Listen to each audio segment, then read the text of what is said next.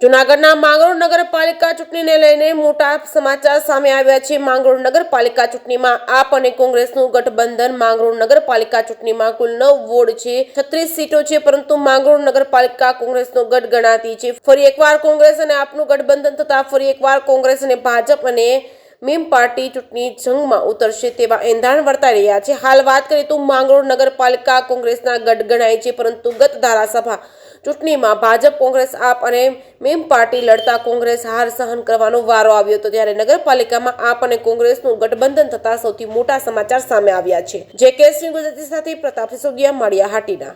શહેર મહામંત્રી માંગરોળ હાલમાં નગરપાલિકાની ચૂંટણીઓને લઈ માંગરોળ સ્થાનિક કક્ષાએ આમ આદમી પાર્ટી અને કોંગ્રેસ દ્વારા સ્થાનિક નેતાઓ દ્વારા ગઠબંધનનો નિર્ણય લેવામાં આવ્યો છે। ખાસ કરીને ઘણી બધી સ્થાનિક સમસ્યાઓ અને સ્થાનિક પરિબળોને લઈ આ નિર્ણય લેવામાં આવ્યો છે અને કોંગ્રેસ પક્ષ દ્વારા આ જે નિર્ણય છે તેને પ્રદેશ નેતાગીરી સમક્ષ અમારા જે પ્રભારી છે નુસરતભાઈ, એમના થ્રુ અમે આ જે અમારી જે નિર્ણય છે તેમને પ્રદેશ નેતાગીરી માટે આ પ્રપોઝલ અમે મૂક્યું છે। કાશીભાઈ, આપણે શું કહેવાય છે કે આપ સાથે ગઠબંધન કરવાની જરૂરિયાત કેમ પડી? સ્થાનિક જે પરિબળો છે તેને ધ્યાને લઈ આ ગઠબંધનનો નિર્ણય સ્થાનિક આગેવાનો દ્વારા લેવામાં આવ્યો છે।